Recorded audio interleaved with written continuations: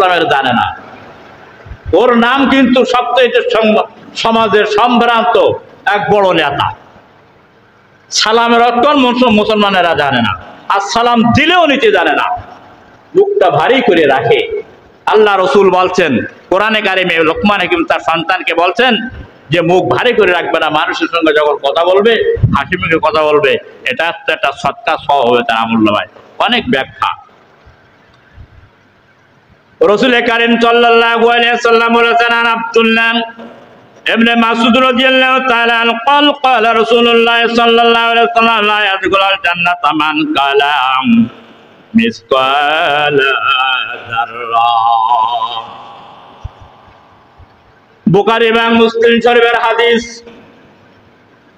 যার মধ্যে যাররা পরিমাণ অহংকার থাকবে, রিয়া থাকবে, ওই ব্যক্তি আল্লাহর জান্নাতে প্রবেশ করতে পারবে না। লা ইয়াদখুলুল জান্নাতা মান কানা ফি কলবিহি, অন্তরকরণে অন্তরের মধ্যে, কলবিহি মিসকালা যাররাতিন মিন কিবির, কিবির মানে অহংকার, আর মিসকালা উদাহরণ দেওয়া হলো কলবের মধ্যে যদি যাররা পরিমাণ যদি অহংকার থাকে, ও যত বড় ঈমানদার হোক আল্লাহর জান্নাতে প্রবেশ করতে পারবে না।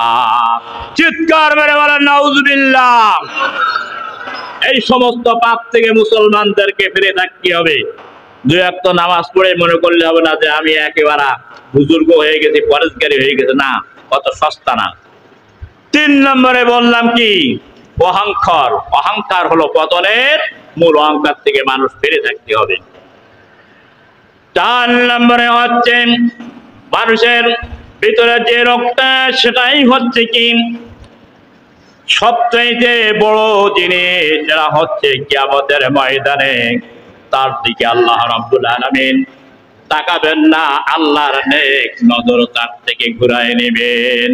আন আবু সাঈদ খুদরি রাদিয়াল্লাহু তাআলা আনহু قال سمعت رسول الله صلى الله عليه وسلم يقول عجار المؤمنون إذا أنصاره سفه ولا جناح عليه فيما بينها وبين الكعبين। অহংকার বশত গৌরবের সাথে কাপড়টা যখন পরে, পায়জামা, প্যান্ট, লুঙ্গি, তখন টাকনুর নিচে ঝুলায় পরে, টানতি টানতি যায়। দেখেন না, অনেকে পায়জামা বানিয়েছে অনেক টাকা দাম, লুঙ্গির চেয়ে ডবল দাম পায়জামাটা, প্যান্ট, সেটা কিন্তু গিরার নিচে পরে, টাকনুর নিচে। এই টাকনুর নিচে যে ব্যক্তি পরে